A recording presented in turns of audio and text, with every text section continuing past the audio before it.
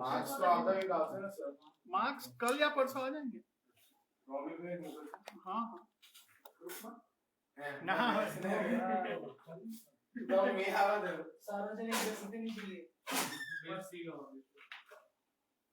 अब जिनके साथ बाकी लोगों को टप्पी पड़ेगी ना भाई। सार्वजनिक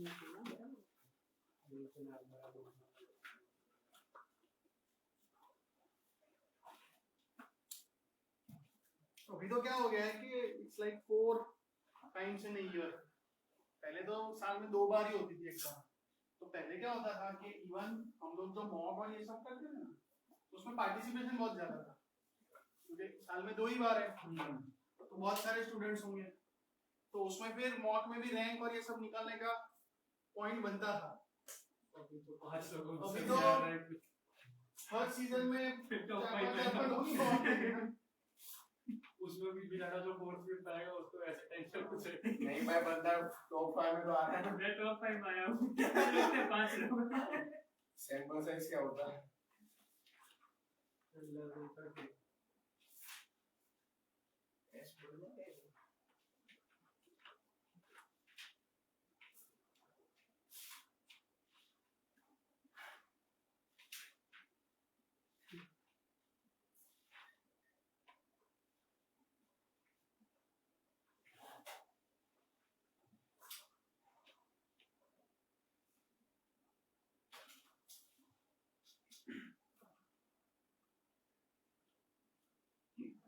okay so let us start.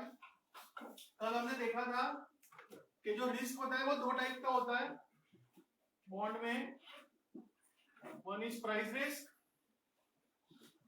Another is री इन्वेस्टमेंट रिस्क। प्राइस रिस्क मतलब जो आपका बॉन्ड है उसका भाव चेंज हो जाएगा और आपको पता नहीं कौन से भाव पे आप बेच पाओगे। तो अगर शॉर्ट टर्म है ना, अगर शॉर्ट टर्म है आपका इन्वेस्टमेंट होराइजन, तो प्राइस रिस्क ज्यादा इंपॉर्टेंट है। और अगर लॉन्ग टर्म है तो सारे जो कूपन्स आएंगे उसको रीइन्वेस्ट करना पड़ेगा। तो कौन से रेट पे रीइन्वेस्टमेंट कर पाएंगे वो नहीं पता है, so that is reinvestment risk. This is more important if you are holding for long term.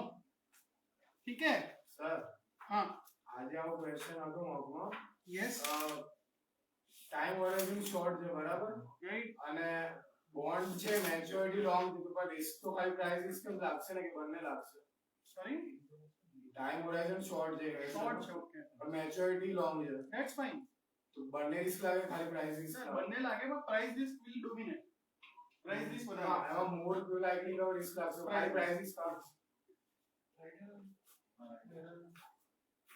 okay so we are starting with 58C 58C which is maculate duration। And ये जो मैक्युलेट duration है, ये जो मैक्युलेट ड्यूरेशन है वो सीधा सीधा इसके कंटिन्यूएशन में ही है। सी सपोज आपका 7 ईयर बॉन्ड है, समझ लो, सपोज आपका बॉन्ड है वो 7 ईयर है।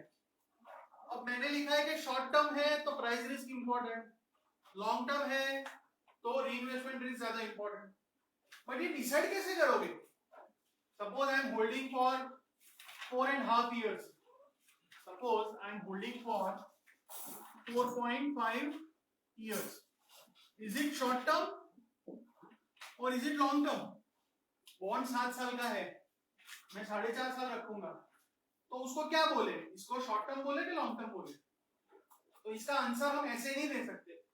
उसका आंसर निकालने के लिए हमें मैक्युलेट ड्यूरेशन निकालना पड़ेगा। Okay, what we have to do is we have to find Macaulay duration, right? Macaulay duration का एक रफ डेफिनेशन सिंपल वर्ड में, it is in how much time is the investors money return, समझो, investor का पैसा मतलब bond investor का पैसा कितने टाइम में वापस आ रहा है, that is the meaning of Macaulay duration. To understand, let us take an example. Suppose there is ₹100, 8%, 3-year annual bond. ठीक है, 3 साल का 8% वाला बॉन्ड है. तो इसमें जो इन्वेस्टर होगा उसका पैसा कब वापस आएगा? कुछ पैसा 1 साल के बाद, कुछ पैसा 2 साल के बाद, कुछ पैसा 3 साल के बाद. अच्छा, ये अगर बॉन्ड 0 कूपन होता, 0 कूपन मतलब कूपन है ही नहीं, तो सारा का सारा पैसा 3 साल के बाद ही आता. तो for a 0 coupon bond Macaulay duration is nothing but maturity. समझ में आ रहा है? फॉर अ 0 कूपन बॉन्ड बीच में पैसा आता ही नहीं है, सारा पैसा 3 साल बाद आएगा.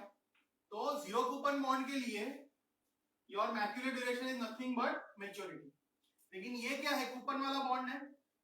तो कूपन वाला बॉन्ड है तो 1 साल के बाद 8 रुपए आ रहा है, this is cash flow, right. दूसरे साल भी 8 आ रहा है और तीसरे साल कितना आएगा? 8 + 100, 108, राइट. तो थोड़ा पैसा 1 साल के बाद, थोड़ा 2 साल के बाद, थोड़ा 3 साल के बाद. तो ओवरऑल अगर मुझे जानना है कि कितने टाइम में पैसा आएगा, तो 1, 2 और 3 का एवरेज लेना पड़ेगा. थोड़ा पैसा 1 साल में, थोड़ा 2 साल में, थोड़ा 3 साल में. लेकिन मैं सिंपल एवरेज तो ले नहीं सकता. सबसे ज्यादा इंपॉर्टेंस किसको देना चाहिए? कौन से ईयर को सबसे ज्यादा इंपॉर्टेंस देना चाहिए? थर्ड, क्योंकि सबसे भारी पैसा तो थर्ड ईयर में आ रहा है. तो फाइनेंस में कोई भी चीज होती है, कैश फ्लो होता है, एक तो उसका मैग्नीट्यूड क्या है, कितना, और दूसरा टाइम वैल्यू होता है कि पैसा अगर जल्दी आए तो उसका इंपॉर्टेंस ज्यादा होता है. इसलिए हम क्या करेंगे कि ये कैश फ्लो का प्रेजेंट वैल्यू ढूंढेंगे, और प्रेजेंट वैल्यू ढूंढने के लिए अभी का रेट चाहिए. सपोज अभी का रेट 10% है, समझ रहे हो? तो 8 रुपए 1 साल बाद आ रहा है. प्रेजेंट वैल्यू का क्या फॉर्मूला होता है? Future value upon 1 + r raise to n. तो 10% है तो क्या होगा? 8/1.10 रेज़ टू 1 या 8/1.10 स्क्वायर, और ये 108/1.10 रेज़ टू 3. तो ये तीनों चीजें निकाल लो, फाइंड आउट.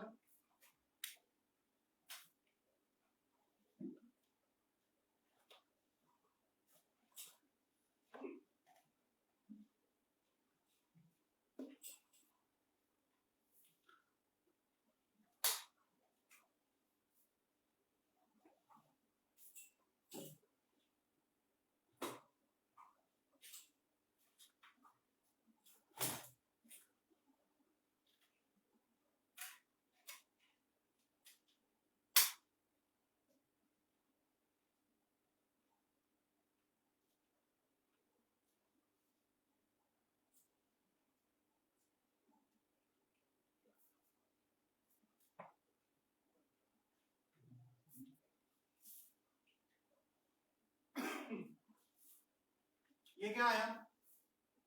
2 डेसिमल तक बताओ. 7.27. फिर ये 6.61. ओके, और ये 81.14. 81.14. बराबर. तो अभी लॉजिक समझो कि मैक्यूलेट ड्यूरेशन मतलब कब पैसा आएगा. तो पैसा आएगा 1 साल पे, 2 साल पे, 3 साल पे. लेकिन सबको इक्वल वेटेज नहीं दे सकते. वेटेज में हम क्या देंगे? ये जो नंबर्स है ना, कि कितना पैसा आ रहा है और कितना जल्दी आ रहा है. When you find present value of cash flow तो क्वांटिटी भी है और टाइमिंग भी है. तो अभी हम वेटेड एवरेज निकालेंगे. वेटेड एवरेज कैसे निकलती है? ये 1 × 7.27 + 2 × 6.61 + 3 × 81.14 अपॉन ये तीनों का टोटल. 95.47. कितना हो रहा है? 95.47. Okay. This is coming out to be 94.57. 95.47. 95.47. तो ये आप निकालो. Find out this number.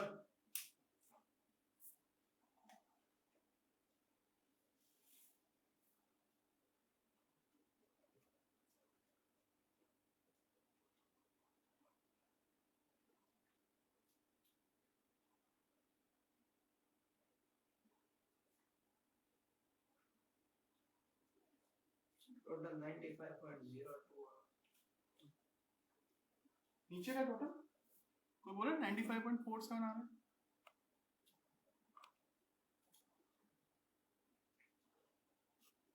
नीचे का 95.47.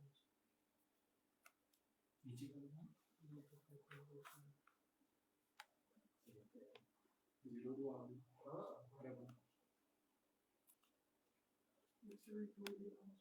ये भी और 2.77.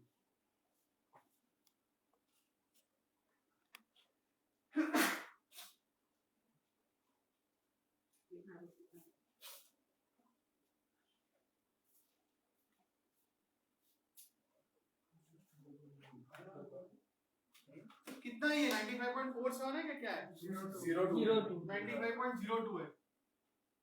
और ऊपर का टर्म फाइंड करो और डिवीजन करके फाइनल क्या आया? 1 पॉइंट या 2 पॉइंट समथिंग आएगा. देखो 2.7774. 2.7. यस 2.78. 7.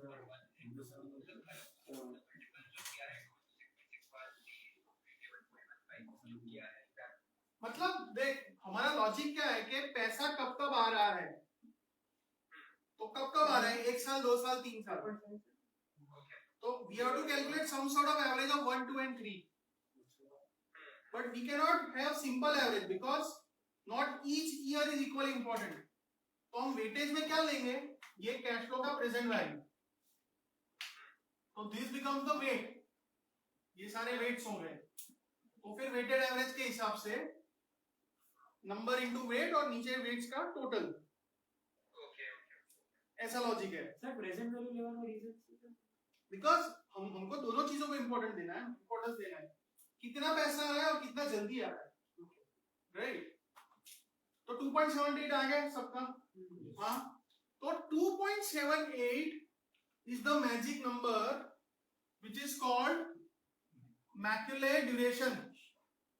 मतलब मेरा शुरुआत में जो सवाल था ना कि भाई लॉन्ग टर्म शॉर्ट टर्म कैसे डिसाइड करोगे.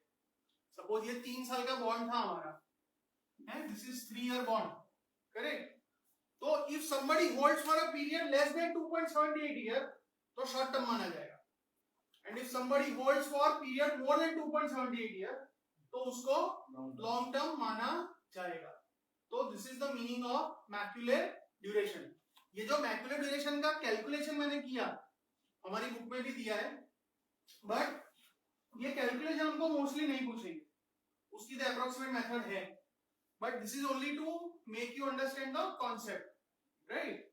और दूसरी चीज कि जब मैक्यूले ड्यूरेशन होता है मतलब अगर आप बॉन्ड को होल्ड करो से आई am holding the bond for exactly 2.78 years suppose. तो क्या होता है कि जो प्राइस रिस्क है और जो रीइन्वेस्टमेंट रिस्क है both are equal and they cancel out each other. मतलब अगर कोई बंदा एग्जैक्ट 2.78 इयर्स होल्ड करे तो उसको ना प्राइस रिस्क लगेगा ना रीइन्वेस्टमेंट रिस्क लगेगा. वो दोनों एक दूसरे को कैंसिल आउट कर देंगे. Is this clear? तो बुक में अभी पढ़ लो जो मैक्यूले ड्यूरेशन का पूरा डिस्कशन है. उन लोगों ने अपने हिसाब से एग्जांपल दिया है वो सब पढ़ लो.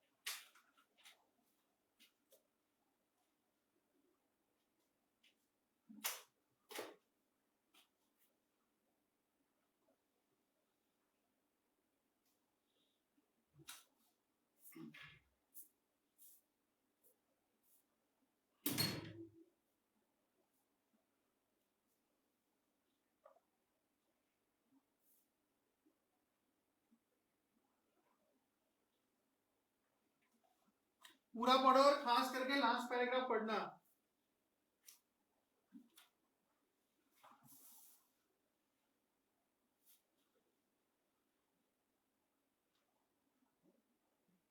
એટલે આમાં એવું કંઈ સાંભળ્યું છે કે મેક્યુલર ડ્યુરેશન મેચ્યોરિટી નજદીક હશે કે એવું નજદીક નહીં પણ એવું કહી શકાય કે જે મેચ્યોરિટી હશે ને એના અરાઉન્ડ 70% થી ફૂલની વચ્ચે આવશે જનરલી એવા આન્સર આવે કારણ કે લાસ્ટ પેમેન્ટ સૌથી મોટું જ હોય હંમેશા ધેટ ઇઝ ધ રીઝન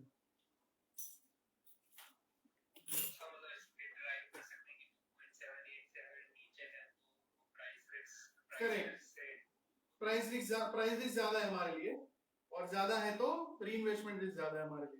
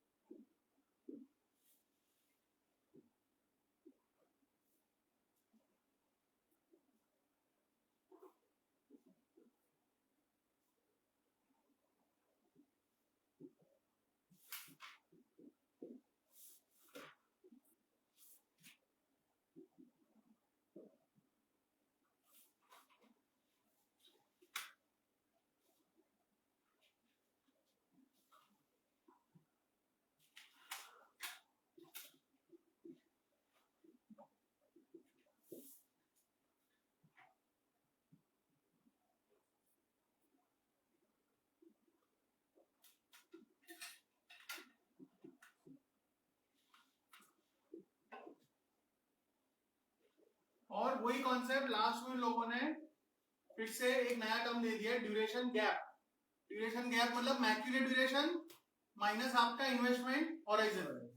तो अगर ड्यूरेशन गैप नेगेटिव आया तो मैक्युलर ड्यूरेशन के मुकाबले इन्वेस्टमेंट हॉराइजन ज्यादा है, मतलब लॉन्ग टर्म मतलब री इन्वेस्टमेंट रिस्क ज्यादा, री इन्वेस्टमेंट रिस्क ज्यादा तो उसमें रेट घटे तो लॉस, बढ़े तो प्रॉफिट, राइट। और अगर पॉजिटिव है दैट मींस आपका इन्वेस्टमेंट होराइजन शॉर्ट है, राइट। तो प्राइस रिस्क ज्यादा इंपॉर्टेंट है, उसमें रेट बढ़े तो लॉस, घटे तो प्रॉफिट। और ऑब्वियसली अगर जीरो है तो both risks cancel out each other, है ना। अगर एग्जैक्ट उतना ही होल्डिंग पीरियड है आपका जितना मैक्युलर ड्यूरेशन है तो ड्यूरेशन गैप जीरो हो जाएगा, तो रीइन्वेस्टमेंट रिस्क और प्राइस रिस्क एक दूसरे को कैंसिल आउट कर देंगे।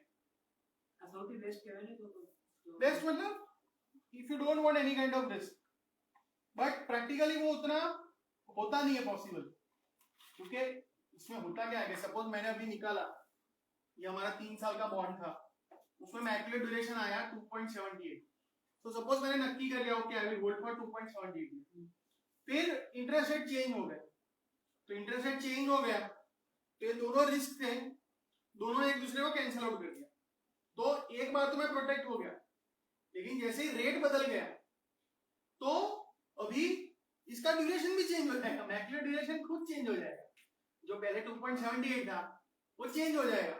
और अगर कुछ और ना हो फिर भी जैसे दिन कम होते जाएंगे तो वैसे भी 6 महीने के बाद मैक्युलर ड्यूरेशन अगेन चेंज हो जाएगा, तो मुझे तो फिर मेरा holding period continually balance out करना पड़ेगा। So it is not so simple in practice ऐसा।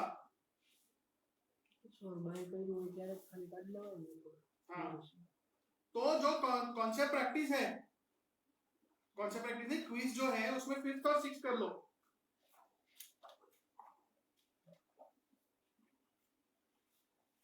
5th और 6th कर लो।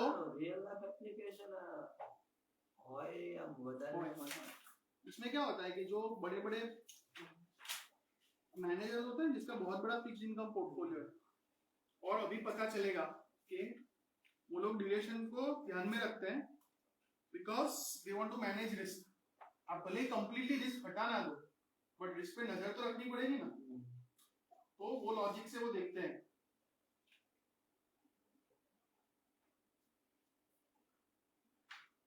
फिफ्थ सिक्स करो।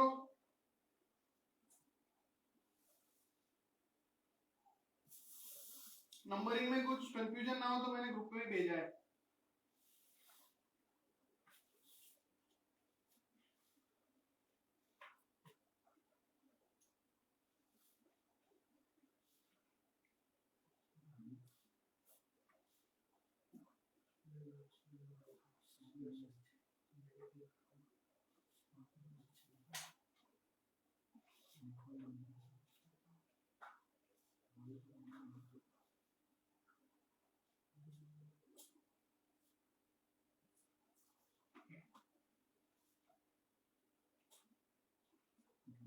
सॉल्व करो फिफ्थ और सिक्स।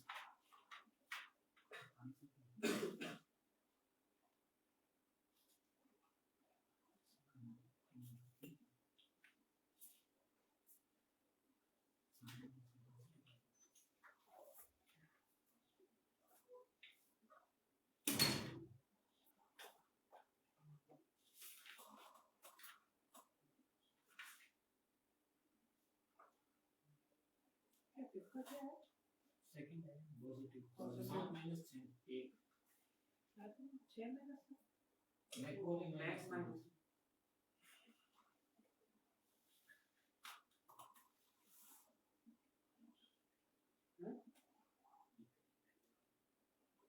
सेकंड में तो बी बोला एलिमिनेशन किया है।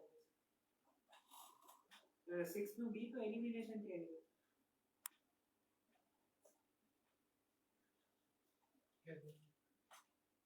दो साल का है बराबर। हाँ सी तो आ ही नहीं सकता 3.8 वाला। दो साल में लगभग कैसे होल्ड करेगा? सर ने अभी बोला कि 70% किया है।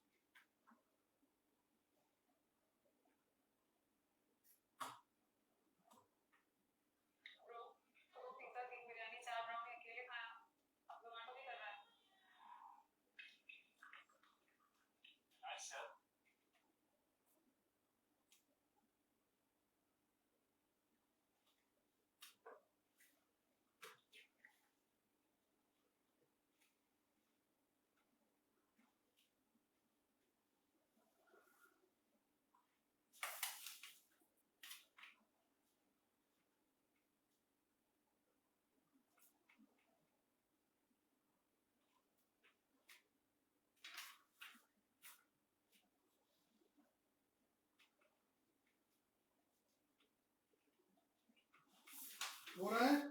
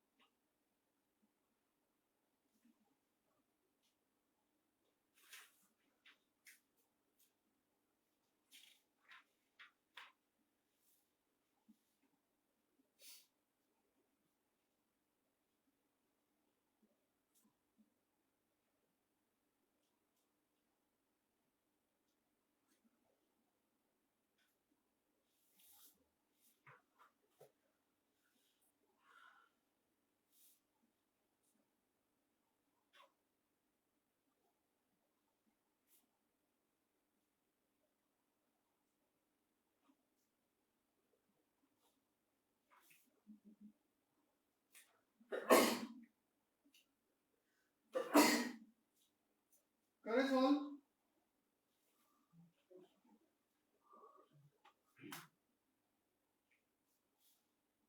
फिफ्थ में क्या है? Investment horizon of 6 years, macular duration 7 years, तो शॉर्ट टर्म हुआ।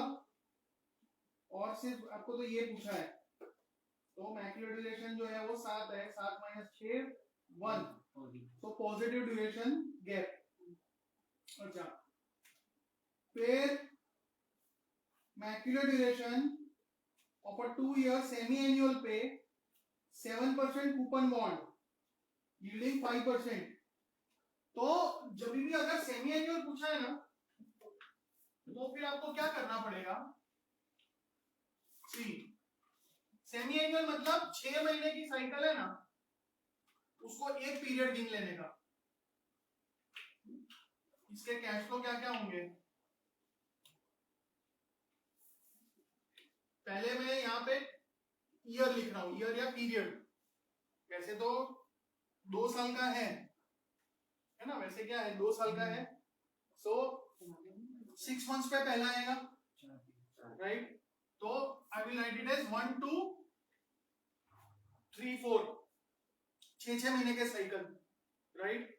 फिर कैश फ्लो क्या आएगा? अगर 100 मान के चलूं फेस वैल्यू, तो 3.5 3.5 3.5 103.5, और जो प्रेजेंट वैल्यू है, राइट, 5% रेट है, तो मतलब 5% मतलब 2.5 गिनो, तो 3.5 upon 1.025 raise to 1, 1.025 raise to 2।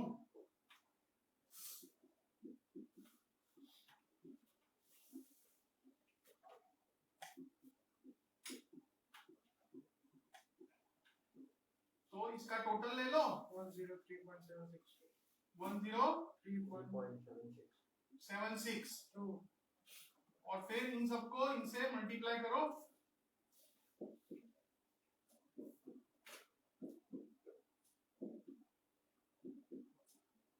Divide by 103.76, तो वो आंसर क्या आया? 1.8 है 3.80 इन सबका आंसर क्या आया?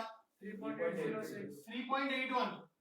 लेकिन यहाँ पे सब डबल किया था ना, 6 महीने, हाफ ईयर के बदले 1 लिख रहे हो, 1 साल के बदले 2 लिख रहे हो, तो देन डिवाइड बाय 2, तो 1.91। वैसे भी सिंपल बात समझो, 2 साल का बॉन्ड है, तो मैक्रो ड्यूरेशन 2 साल से तो ज्यादा आ ही नहीं सकता, so 3.81 is out of question. समझ रहे हो? Online all of you?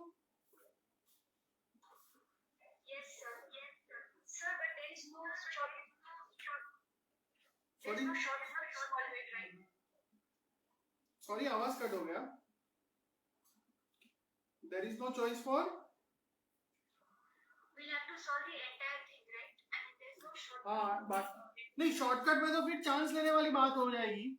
C ruled out है and A is far too small. 2 साल का बॉन्ड है, उसमें अब सिर्फ 0.4 मतलब 0.38, तो मतलब ये देखो, अब इसमें 0.38 है ना, 2 साल का बॉन्ड है, तो 0.38 तो हो ही नहीं सकता, so I can go for 1.9। But अगर 1.9 और 1.1 ऐसा दे दे, तो फिर करना ही पड़ेगा आपको ऐसा, उतना चांस नहीं ले सकते, ठीक है? Then we move to the next one, go to 59B। Go to 59B, कुछ प्रॉपर्टीज है, मैं लिखता हूं और फिर समझाऊंगा। Now that you know macular duration, आपको आराम से समझ में आ जाएगा। 1.02 5% रेट था, पर सेमी में लड़को कर अडी था, लड़ी है 1 + r हां ऊपर अडी है आर ना बोले।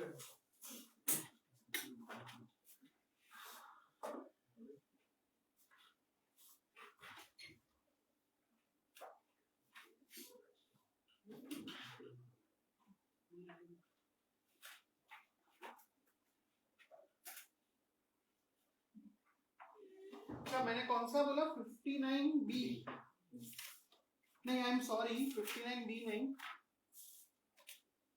59A से ही चालू करते हैं. We will continue with 59A. So I told you what is macular duration, right?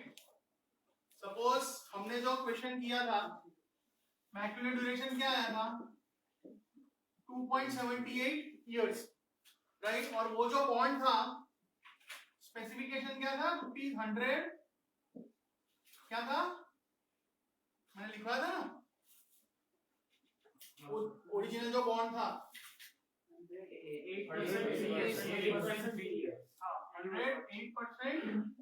3 year annual, और अभी YTM था 10%, बराबर. और मैक्युलर ड्यूरेशन आया 2.78 years. तो हाँ, मैक्युलर ड्यूरेशन यूजफुल तो है कि भाई हमें पता चलेगा कि शॉर्ट टर्म करना है कि लॉन्ग टर्म है, क्या है. This is the deciding line. But ये जो मैक्युलर ड्यूरेशन है ना, उसमें एक सिंपल से एडजस्टमेंट अगर हम कर लें, if we make a simple adjustment, तो ये और ज्यादा यूजफुल हो जाएगा, राइट. सी, ये जो बॉन्ड है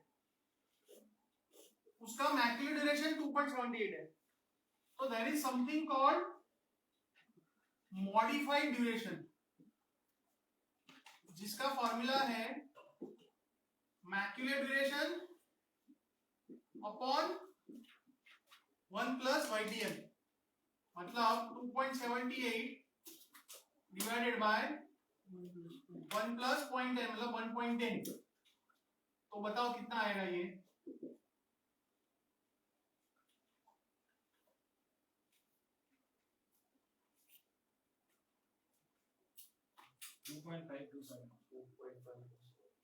टू पॉइंट 527.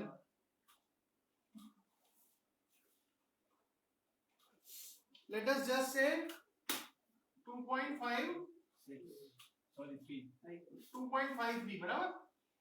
तो ये जो नंबर है ना 2.53, ये आपका मॉडिफाइड ड्यूरेशन है, और ये बहुत ज्यादा यूजफुल है.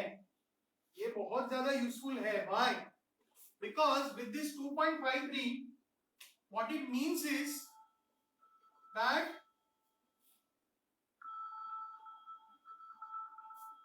एक ही मिनट, हेलो,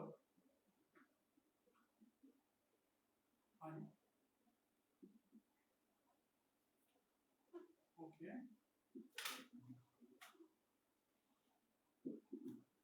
हाँ हो सकता है. एक्चुअली मैं अभी लेक्चर में हूँ, मैं आपको 5:30 बजे कॉल बैक करूँ. हाँ,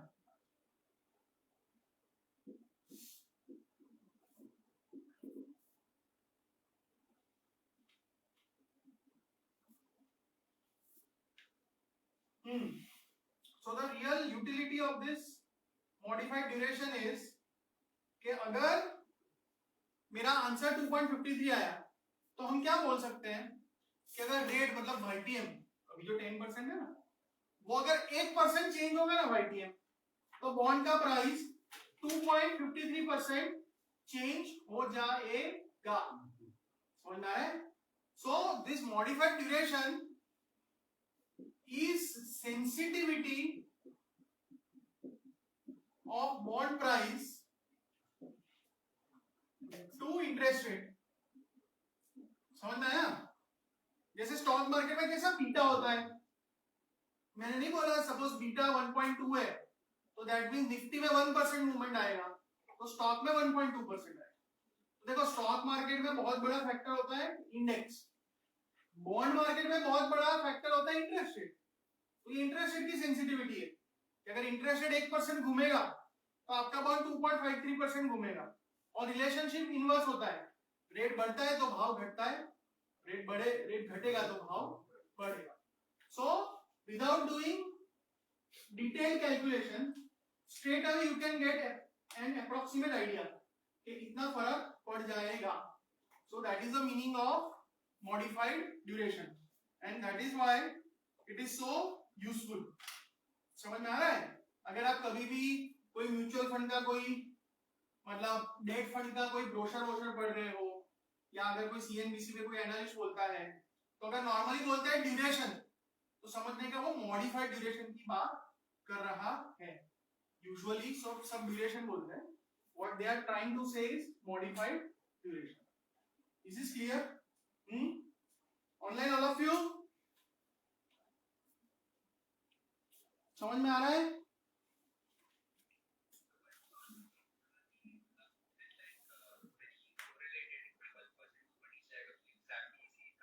हाँ, एग्जैक्टली नहीं, अप्रोक्सीमेटली. और दूसरी बात इसमें क्या है कि जो बॉन्ड मार्केट है ना, 1% मूवमेंट इज वेरी रेयर.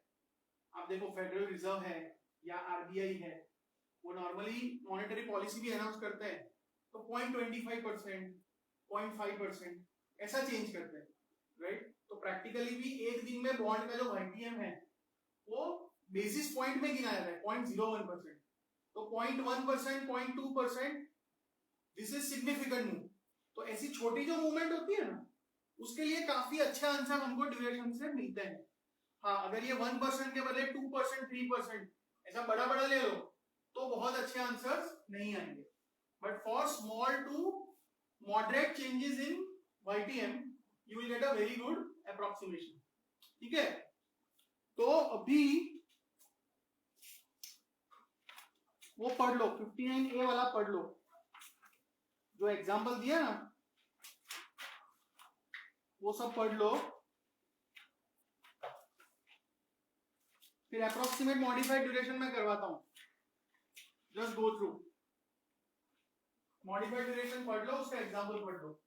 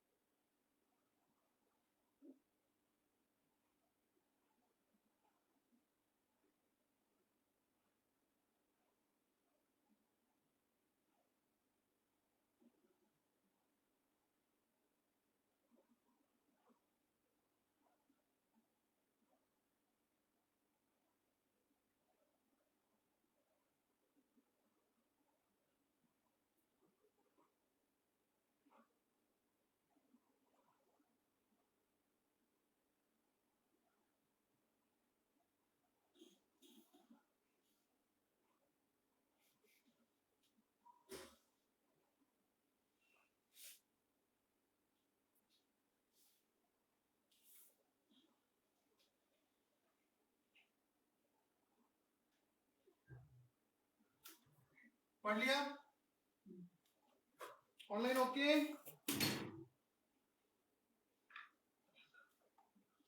अच्छा, अब ये जो हमने मॉडिफाइड ड्यूरेशन पढ़ लिया, सो एक बात समझो, जस्ट लाइक बीटा, कि अगर दो स्टॉक्स है, एक स्टॉक का बीटा कम है, एक का ज्यादा है, तो हम क्या बोलेंगे? जिसका बीटा ज्यादा है उसमें रिस्क ज्यादा है।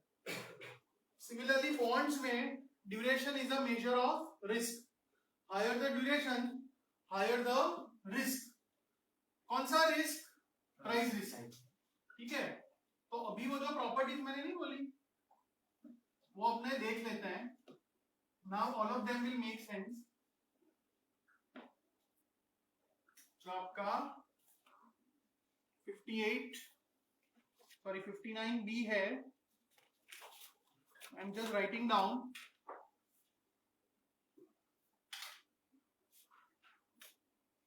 सो देखो, लॉन्गर मैच्योरिटी, हाँ लॉन्गर मैच्योरिटी, मैंने क्या बोला? मैक्युलर ड्यूरेशन क्या था? कितने टाइम में पैसा आएगा। तो अगर मैच्योरिटी लंबी है तो ड्यूरेशन बढ़ जाएगा। So longer maturity means higher duration. Higher duration मतलब हायर रिस्क। फिर लोअर कूपन। लोअर कूपन, अगर दो बॉन्ड है, एक में कूपन 5% है, दूसरे में कूपन 8% है, तो जिसमें लोअर कूपन होगा उसमें कम पैसा आ रहा है, मतलब पैसा लेट आएगा।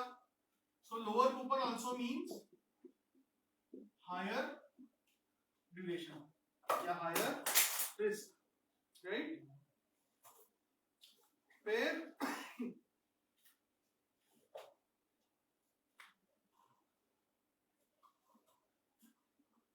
तीसरा, हायर YTM, तो यील्ड टू मैच्योरिटी ज्यादा होगा, तो हमें पता ही है ना कि मॉडिफाइड ड्यूरेशन के फॉर्मूला में नीचे 1 + YTM आता है, तो YTM अप जाएगा तो ड्यूरेशन मतलब रिस्क जो है वो डाउन जाएगा। ठीक है, समझ में आया? तो ये 3 प्रॉपर्टी याद रखना। और जो फ्लोटिंग रेट बॉन्ड होते हैं, फ्लोटिंग रेट बॉन्ड में तो क्या होता है? सपोज 1 साल का बॉन्ड है फ्लोटिंग रेट, तो हर कूपन पे रेट चेंज हो जाएगा, तो फिर उसका ड्यूरेशन तो 1 साल रहेगा। अगर सेमी एनुअल है तो उसका 6 मंथ्स या 0.5 year. Okay, so just remember this basic properties, इससे रिस्क बढ़ेगा या घटेगा। मैंने एकदम शॉर्ट में लिखा है, बाकी फिर घर पे 59B पढ़ सकते हो, और अभी के लिए इतना याद रख लेना।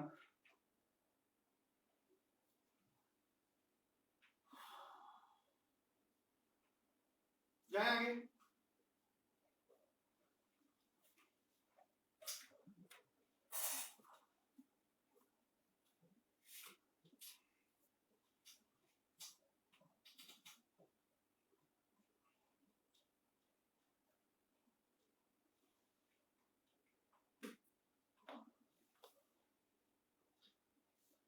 Okay, so by now you have understood कि मॉडिफाइड ड्यूरेशन बहुत काम की चीज है। अब हमने तो मॉडिफाइड ड्यूरेशन कहां से निकाला? Macular duration. लेकिन अब मैक्युलर ड्यूरेशन का तो मैथड कितना लंबा है। सपोज 20 साल का बॉन्ड हो तो काफी लंबा चलेगा ना, एक्सेल शीट चाहिएगा तो मैक्युलर ड्यूरेशन निकलेगा, राइट? तो इन लोगों ने क्या किया है कि जो मॉडिफाइड ड्यूरेशन है ना, जो मॉडिफाइड ड्यूरेशन है उसका अप्रोक्सीमेट फॉर्मूला निकाला है। So I will write down and explain. Approximate modified duration is equal to, मैं ऐसे लिख रहा हूं, बीवी मतलब बॉन्ड वैल्यू,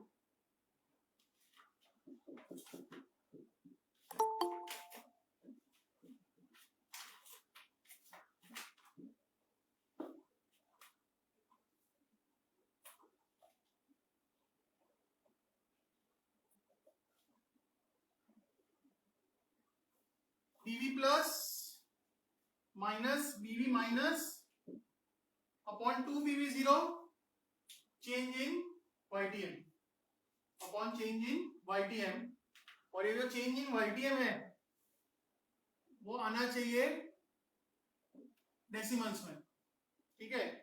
तो एक एग्जांपल अपने लेते हैं। See suppose there is a bond ₹100 8% 10 year annual, ये वाला बॉन्ड है, बराबर। अज्यूम कि अभी जो YTM है ना वो 8% ही है, अभी YTM 8% है, तो YTM भी 8%, कूपन भी 8%। तो अभी बॉन्ड का इनिशियल वैल्यू मतलब विच इज BV0 वो क्या आएगा, 100 ही आएगा, isn't it? फिर इस मेथड में क्या करते हैं कि YTM जो होता है ना वो 0.25% या 0.50% बढ़ाते और घटाते हैं।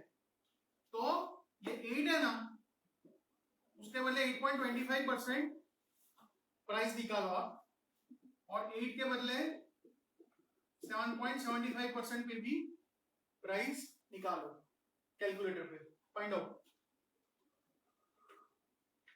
सिखाया मैंने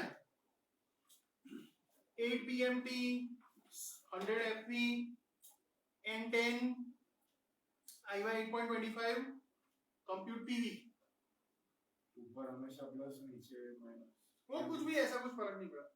0.25% बढ़ाया 0.25% घटाया, 98.34 कितना 98.34, तो एक आया 98.34, और फिर 7.75 करके देखो, कैल्सी में सिर्फ 7.75 IY डाल दो, उतना ही चेंज करने का है। फिर कंप्यूट PV 101.90 ओके। तो अब देखो आप, ये जो फॉर्मूला है ना, symbols BV plus BV minus, ठीक है, ज्यादा भाव माइनस कम भाव, ज्यादा भाव माइनस कम भाव, मतलब 101.9 माइनस 98.34 अपॉन 2 इंटू BV0 मतलब इनिशियल भाव जो 100 था, और चेंज इन YTM, कितना YTM चेंज करा 0.25%, बट 0.25% डेसिमल में मतलब 0.0025, तो ये आप फाइंड करो, this will be your approximate modified duration।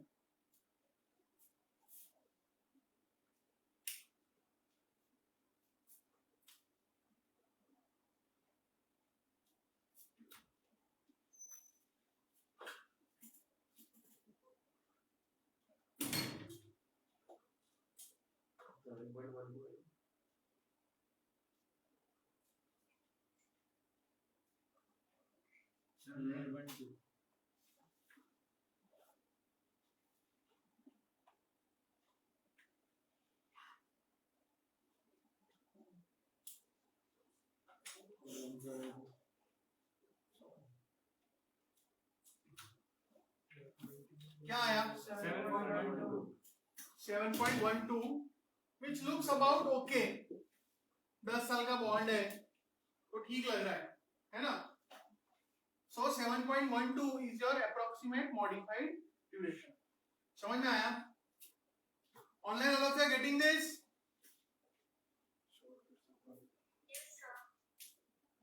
Okay। तो अभी बुक में एग्जांपल दिया है वो कर लो, approximate modified duration वाला।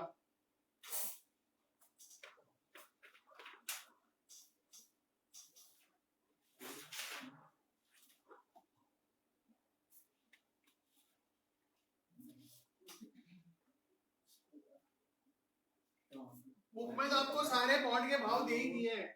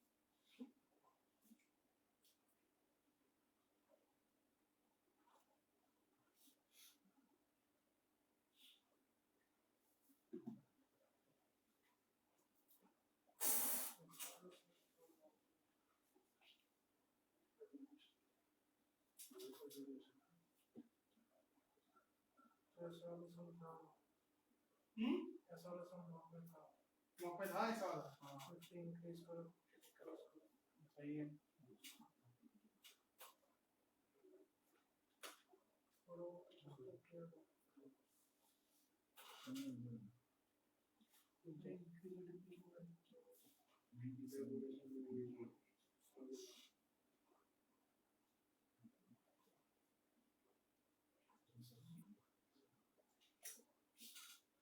बोलो आ रहा है आंसर सब दिया हुआ ही है कुछ करना ही नहीं है सिर्फ फॉर्मूले में डालना है आपको ठीक है जाए आगे अच्छा then again we will continue with this example और ये एग्जांपल लिखना राइट दिस डाउन इसका कंटिन्यूएशन में मैं दिखा रहा हूं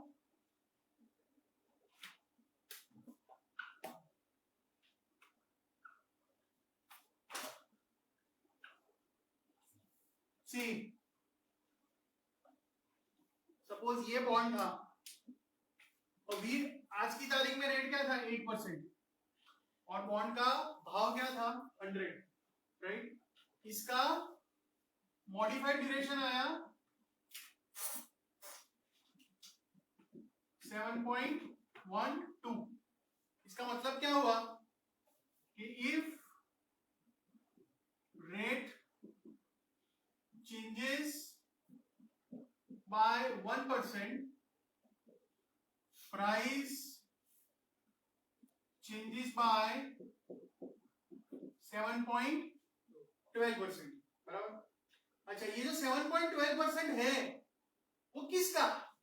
तो 7.12% ऑफ प्राइस मतलब अभी का मार्केट वैल्यू तो हमारे केस में तो 7.12% हमारे केस में तो भाव अभी 100 ही है बट जरूरी नहीं हमेशा 100 हो ना भाव 102 पॉइंट समथिंग या 99 पॉइंट समथिंग कुछ भी हो सकता है तो जो आपका मॉडिफाइड ड्यूरेशन आया डिवाइड बाय 100 इनटू प्राइस तो अभी तो हमारा ये आंसर 7.12 ही आ रहा है but now this is to be interpreted as 7.12 rupees समझ में आया कि अगर रेट 1% चेंज होगा तो बॉन्ड का भाव रुपीस में 7.12 रुपीस चेंज होगा so this is known as money duration इसको क्या बोलते हैं मनी ड्यूरेशन समझ में आया तो अगर फॉर्मूला के हिसाब से लिखना है तो मनी ड्यूरेशन मतलब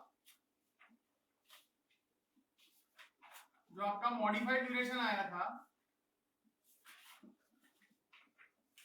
divided by 100 into market price okay so this is number 1 money duration या डॉलर ड्यूरेशन भी बोलते हैं और दूसरी चीज कि ये जो 7.12 आया ना वो कितने परसेंट के लिए आया 1% के लिए आया अब बॉन्ड मार्केट में जनरली क्या होता है कि लोग 1% तो बहुत बड़ी चीज है 0.01% के हिसाब से बातें करते हैं बॉन्ड मार्केट में usually people will discuss in terms of basis point 1 basis point is 0.01% अभी आप इसमें देखो तो 1% में 7.12 रुपीस का चेंज आ रहा है तो 0.01% में 0.0712 रुपीस का चेंज आएगा यस और नो तो ये जो 0.0712 आया this is called PVBP this is called PVBP price value of basis point this is called PVBP और PVBP अगर फॉर्मूला में लिखना है तो it is nothing but money duration divide by 100 समझ रहे हो जो भी मनी ड्यूरेशन आया उसको डिवाइड बाय 100 कर दो मनी ड्यूरेशन 1% के लिए दिखाता है ये 0.01% के लिए है तो दिस इज कॉल्ड PVBP तो ये सब कुछ लिख लो राइट दिस डाउन फिर एग्जांपल देखते हैं ऑनलाइन समझ रहे हो?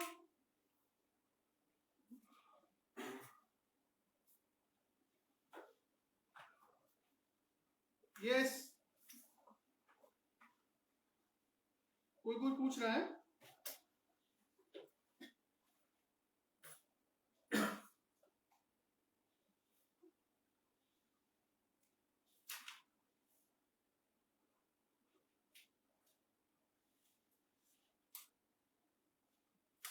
Just write this down, then we'll do the example.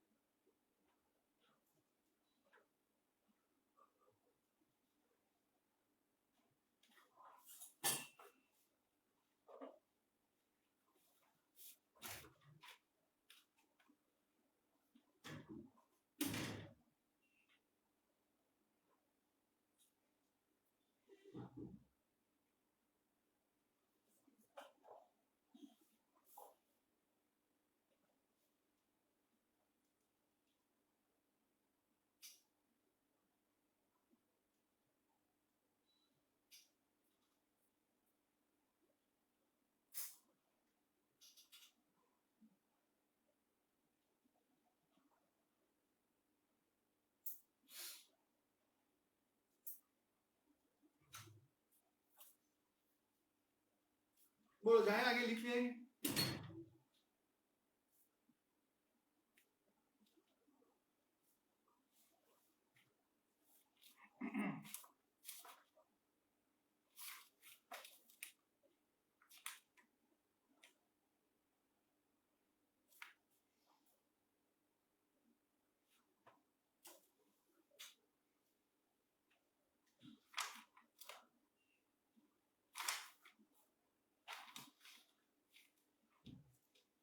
All of you, can we go ahead?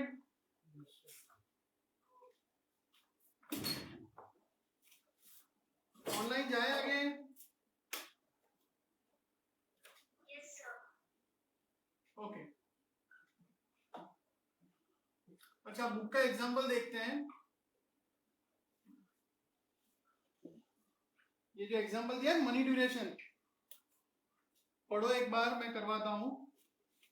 उसमें फर्स्ट पार्ट में पहले तो मिस्टेक हुआ करती थी, वी विल सी अगर वो करेक्ट हुआ है अभी, अदरवाइज आप लोग नोट कर लेना, वी विल सी 24 के वर्जन में उसको कराया कि नहीं कराया।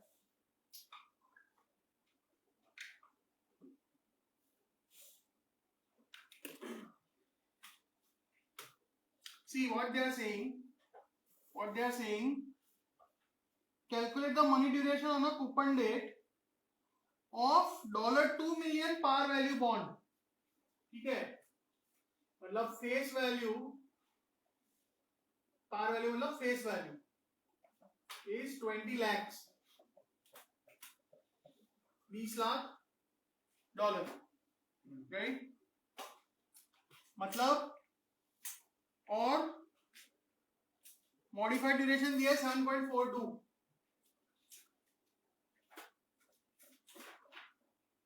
मॉडिफाइड ड्यूरेशन है 7.42, फुल प्राइस मतलब price is 101.32, right? Express for whole bond पर $100 ऑफ फेस वैल्यू। तो अभी आपको क्या समझने का कि फुल प्राइस 101.32 है, मतलब एक बॉन्ड का फेस वैल्यू कितना होगा? 100 होगा। अगर भाव 101.32 है तो फेस वैल्यू 100 होगा। यहाँ पे फेस वैल्यू 20 लाख है, दैट मीन्स $100 इंटू 20,000 करना पड़ेगा, isn't it? मतलब इसके पास बेसिकली $100 फेस वैल्यू वाले 20,000 बॉन्ड्स है। That is what they are trying to say. Is this clear, right? और पूछा क्या है? मनी ड्यूरेशन पूछा है, बराबर? तो मनी ड्यूरेशन मतलब क्या करने का? कि आपका जो मॉडिफाइड ड्यूरेशन है divide by 100 and multiply by price. Price क्या है 101.32, तो ये निकालो तो कितना आ रहा है 7.51। तो ये जो है ना $7.51 वो एक पॉइंट का आया। वो कितने पॉइंट का आया? एक पॉइंट का। लेकिन हमारे पास तो कितने बॉन्ड है? 20,000 बॉन्ड है। So find out.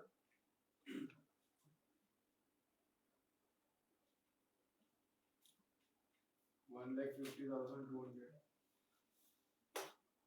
1,50,200। So this is your money duration. अभी भी वो मिस्टेक चालू है। बुक में देखोगे ना तो कुछ मैग्नीट्यूड की गलती है। नहीं तो यही आ रहा है कि बुक में तो कुछ 1,50,00,000 समथिंग लिखा है। तो जस्ट मेक दैट नोट। सही आंसर ये है, ठीक है। और उसके नीचे वाला फिर बराबर है। What will be the impact on value of bond for a 25 basis point increase. तो ये जो हमारा आंसर आया वो 1% के लिए है। मनी ड्यूरेशन क्या होता है 1% के लिए। तो अगर 0.25% है तो जस्ट मल्टीप्लाई दिस बाय 0.25। तो देख लो क्या आ रहा है 37,550। हाँ 37,500। वो बराबर है, वो मैच हो जाएगा आपका, ठीक है। 37,500 बराबर। फिर उसके बाद वाला देखो,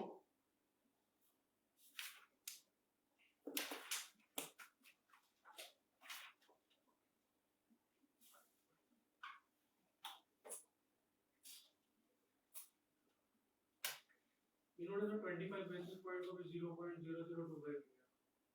नहीं वो डेसिमल में बराबर है, बट एक बार मनी ड्यूरेशन आ गया फिर तो ठीक है। See, instead of remembering formula, go by logic। कि मनी ड्यूरेशन 1% का बोल रहा है। अगर हमको 0.25% चाहिए तो जो डायरेक्ट प्रोपोर्शन से होता है वही आपका आंसर आ जाएगा।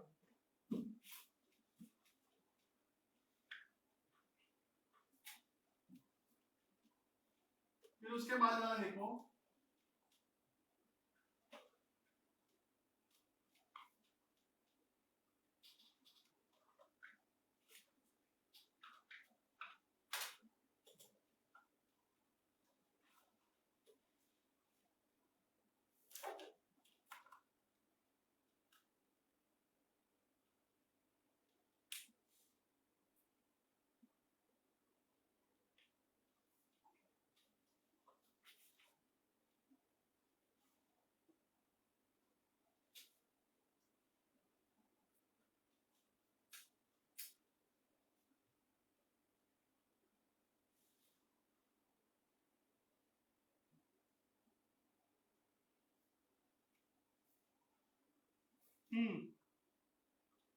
जो नेक्स्ट एग्जांपल है, a newly issued 20-year 6%, 20-year 6% annual पे बॉन्ड, उसका प्राइस दिया है 101.39। so you can say उसका फेस वैल्यू होगा 100 बराबर। Calculate PVBP for this bond assuming it has par value of 1 million। तो par value मतलब फेस वैल्यू $10 लाख मतलब $100 इंटू 10,000 बॉन्ड्स की बात हो रही है बराबर।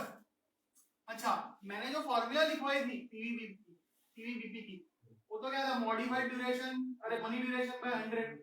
लेकिन मनी ड्यूरेशन तो दिया नहीं है, राइट। मनी ड्यूरेशन का क्या था मॉडिफाइड ड्यूरेशन, राइट। तो कुछ दिया नहीं है, तो डायरेक्ट मेथड क्या करने की, ये देखो प्राइस 101.39 है, तो इसके हिसाब से हम क्या करेंगे, YTM निकालेंगे, YTM कैलकुलेटर पे। मतलब ये जो 101.39 है वो माइनस करके IY 100 है, सॉरी ये माइनस करके PV 100 है, वो FP 100 का 6% 6, तो PMT कितनी बार आएगा, 20 बार, तो वो N कंप्यूट IY 5.88% बराबर 5.88%। तो अभी सिंपली क्या करने का कि आपको बेसिस पॉइंट चाहिए ना, मतलब 0.01% चाहिए, तो ये 5.88% तो है, ये 5.88% तो है। तो अभी YTM 5.89% कर दो, 5.88 प्लस 0.01 तो 5.89 कर दो, मतलब अभी क्या हो जाएगा, 100 FP 6 PMD 20 M 5.89 IY compute PV 101.27 बराबर। तो पहले भाव क्या था 101.39, अभी भाव क्या हो गया 101.27, मतलब $0.12 का फर्क पड़ रहा है, $0.12 का फर्क पड़ा ना। और कितने बॉन्ड है, 10,000, तो मल्टीप्लाई बाय 10,000, तो तकरीबन $1,200 जितना आपका PVBP आ जाएगा, अप्रोक्सीमेटली 1200। समझ में आ रहा है? सी मोस्ट ऑफ द टाइम्स, जैसे इसमें 1170 लिखा है और हमारा 1200 आया, तो ऑप्शंस उतना कोई फर्क नहीं पड़ेगा, राइट, क्लोजेस्ट जो है वो ले लेना। अगर फिर भी बहुत ज्यादा एक्यूरेट आंसर चाहिए तो ये हम आंसर ले आए 1200। ये हमने कैसे किया, YTM 0.01% बढ़ा दिया था, तो कम कर देना, मतलब 5.87 पे कर देना और आंसर ले आना, तो दो आंसर आएंगे, तो दोनों का एवरेज ले लेना, तो एकदम क्लोज आंसर, अप्रोक्सीमेटली एकदम मतलब प्रिसाइज आंसर आ जाएगा। बट मेरे एक्सपीरियंस में ऐसी जरूरत नहीं पड़ेगी, ठीक है, उतने कोई क्लोज ऑप्शन होते नहीं है। Online is clear?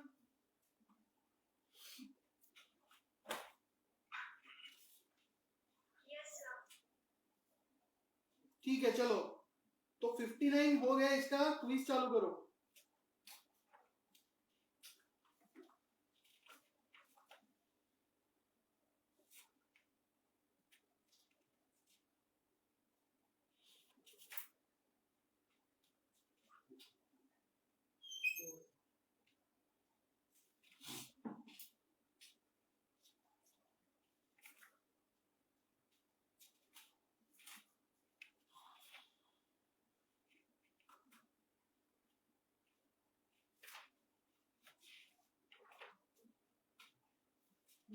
Start the quiz.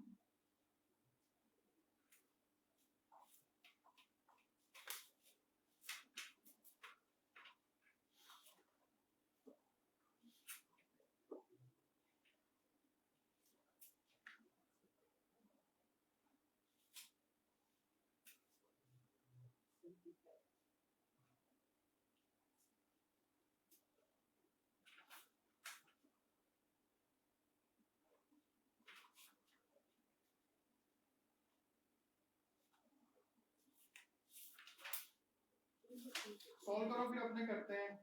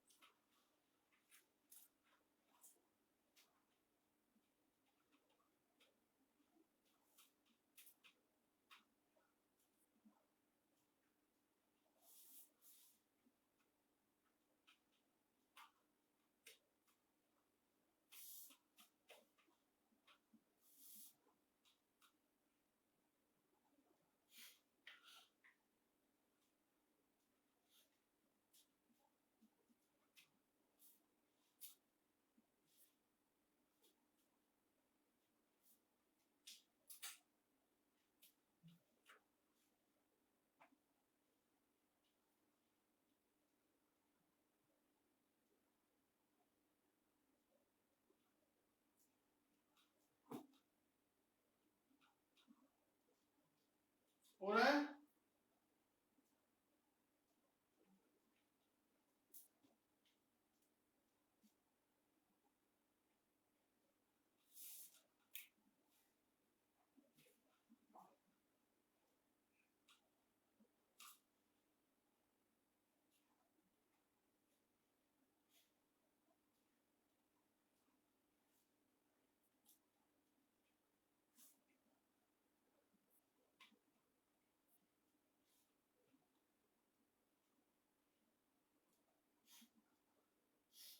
एक बार ट्राई कर लो फिर अपने करते हैं solve.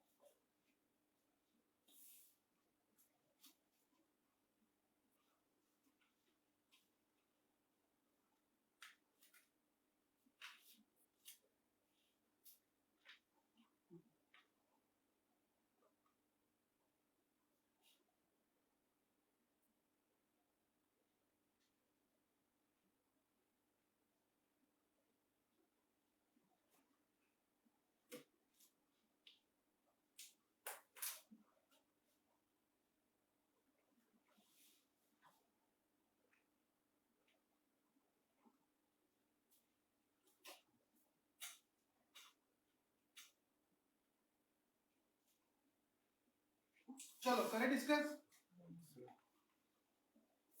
Online done.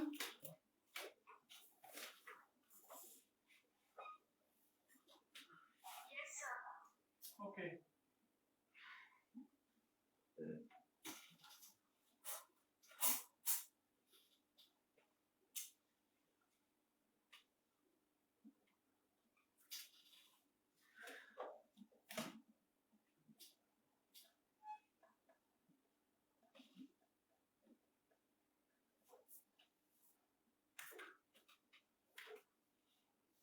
So first question, 14% annual pay bond has 6 years to maturity. So let us assume ₹100 face value, 14%, 6 years. Currently trading at par. मतलब इसका YTM अभी 14% ही है और इसका प्राइस 100 है. Using a 25 basis point change in yield, approximate modified duration. तो अब देखो इसमें दो ऑप्शन बहुत क्लोज है, बी और सी, तो करना ही पड़ेगा, राइट? तो अभी प्राइस 100 है, इसको 14.25 बनाओ और 13.75 बनाओ, तो 13.75 पे क्या भाव आ रहा है? 99.03. वो वाला होगा 99.03, 14.25 वाला होगा 100.9 और दूसरा तो यही है ना? हाँ, और अपॉन 2 into 100 into 0.0025 3.88 पक्का? चलो, so that is the answer. ठीक है, फिर नेक्स्ट वाला जो है current price of $1,000 7 year 5.5% semi annual coupon bond is 1029.23. तो ये प्राइस दिया है 1029.23. तो पीवीपीपी कितना? तो इसका YTM ढूंढना पड़ेगा, इसका YTM पहले ढूंढो, राइट? और सेमी एनुअल है, मतलब ये जो प्राइस दिया है उसको माइनस करो, वो पीवी 1000 एफवी 5.5 के बदले 2.75 और 1000 का 2.75 मतलब 27.5. अच्छा, वो पीएमटी आया और 7 के बदले 14, so 14 is your n. तो कितना आया? 1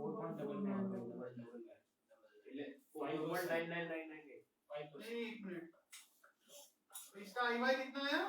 2.499 आएगा, फिर into 2 करेंगे. हाँ, into 2 करके बोलो. 5. अच्छा 5 मतलब 2.5 लेकिन into 2. तो अभी आपका YTM है 5%, ठीक है? तो अभी इसको 5.1% करो, लेकिन डिवाइड बाय 2 करना पड़ेगा. सो 5.1 डिवाइड बाय 2 जो भी है वो आपका IY, 1000 आपका FV, 27.5 आपका PMT, 14 आपका N. तो प्रेजेंट वैल्यू क्या आया? Sir, maybe 5.1 or 5.01 PVPP चलो. हाँ सॉरी 5.01 करेक्ट, 5 नहीं 5.1 नहीं 5.01. हाँ 5.01/2 IY रखो. तो पीवी कितना आ रहा है? 1028.63. तो पहले भाव था 1029.23 और अभी 1028.63, तो 0.6 फर्क कितना पड़ रहा है? I think 0.6. Isn't it?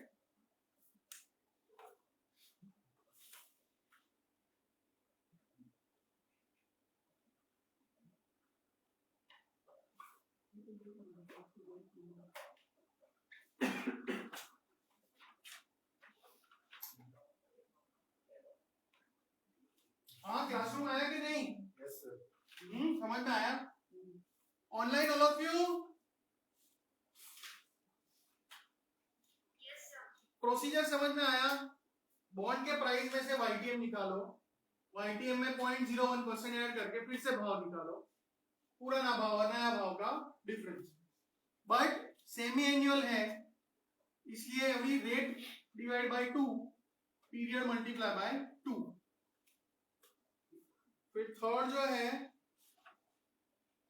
Modified duration 7.87,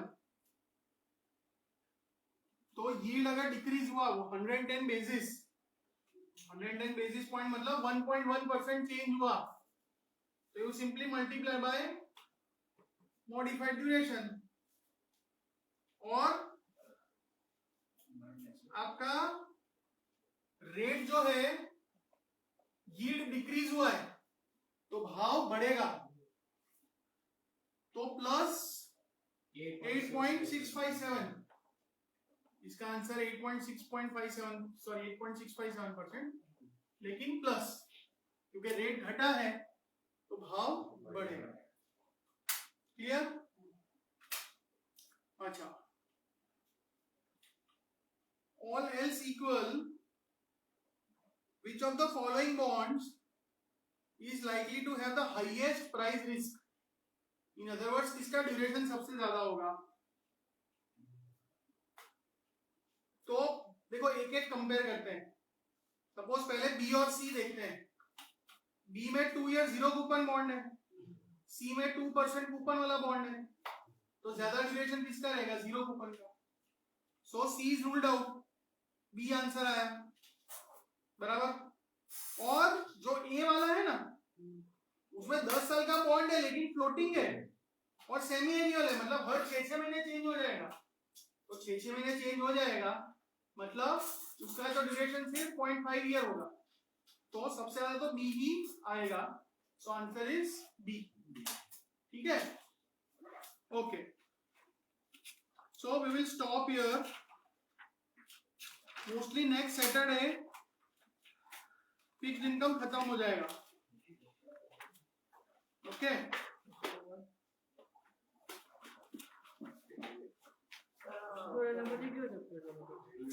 mostly derivatives. Online fine. I'm ending the video.